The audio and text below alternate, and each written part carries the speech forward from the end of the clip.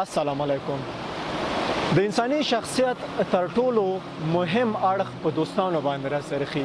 هغه دوستان چې ستاسې د اخلاقي فضایلو او په همدې ډول ستاسې د امیدونو په لوړولو کې در سره مرسته کوي.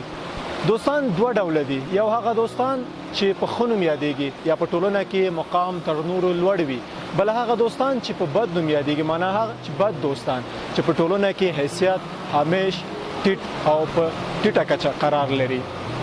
له هغه چا سره ملګرتیا او دوستي وکړئ چې هغه ستاسې د امیدونو، ستاسې د موخو او اهدافو په راژوندي کولو کې در سره مرسته کولی شي. د الله رسول د ښه او بد دوست ډېر غوره مثال وړاندې کړی. په بخاري شریف کې د الله تعالی رسول فرمایي نیک ملګری د عطار مثال لري. که چېرته دکان ته لاړ شي، که عطر ترې هم وانخلې او بیرته راووځي، نو خوشبويي به در ورسېږي. او د بد ملګري مثال یې د یو پخګر یعنې آهنګر سره ورکړی دی. آهنګر که چېرته ورسره کښېني، یا به یې جامې وسوځوي او یا به دود در ورسېږي.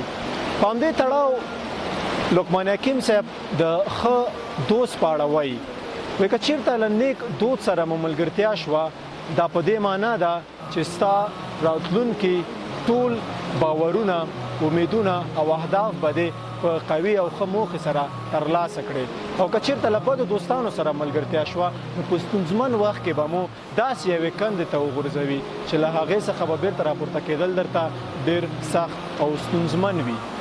له دې معلومه شوه چې نیک دوست او بد دوست لکه ځمکه او اسمان سره توپیر لري.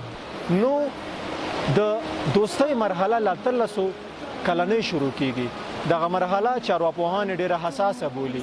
نو په دغه مرحله کې د هغو دوستانو انتخاب وکړئ چې هغې دوستانو په پیژنګلوي او رفت آمد سره ستا عزت او ستا د ټولنې عزت ورسره لوړېږي، نه له هغه چا سره چې هغه ستا او ستا د ټولنې عزت تر خپو لاندې کوي.